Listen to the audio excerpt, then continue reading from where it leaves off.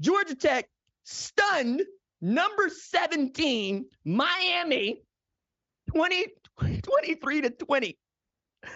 All right. So when I'm doing the top 25 late at night, I'm always trying to shuffle it around and, make some contingencies for, I don't know, what happens if USC loses to Arizona? Where do I put them in the ranking? What happens if Miami loses to Georgia Tech? Was not one that I was thinking I would have to go through.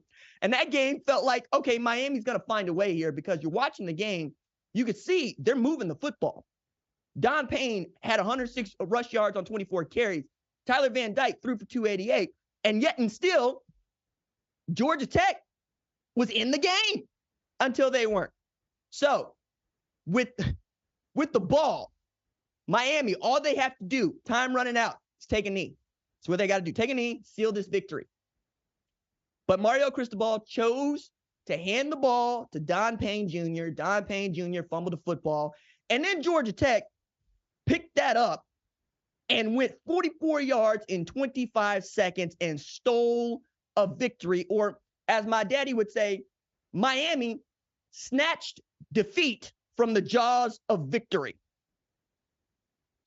So I went and looked at Mario Cristobal's post-game press conference to try to figure out what he was thinking, because we all wanted to know what he was thinking.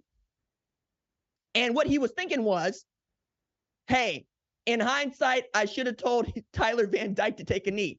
You think?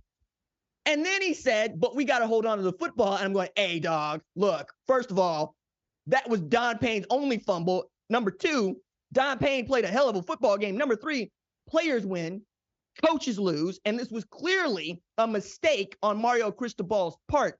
But kind of like Lincoln Riley in the squib kick, this ain't the first time that Mario Cristobal has made this egregious decision. All right?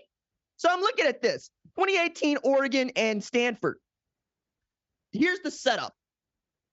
Oregon leads Stanford 31-28 at home. So there's no crowd noise, right? All you got to do is take a knee and run out the clock.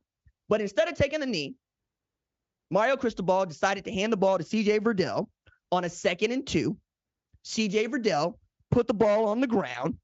51 seconds left for Stanford and the Cardinal. They go down the field. They get the win.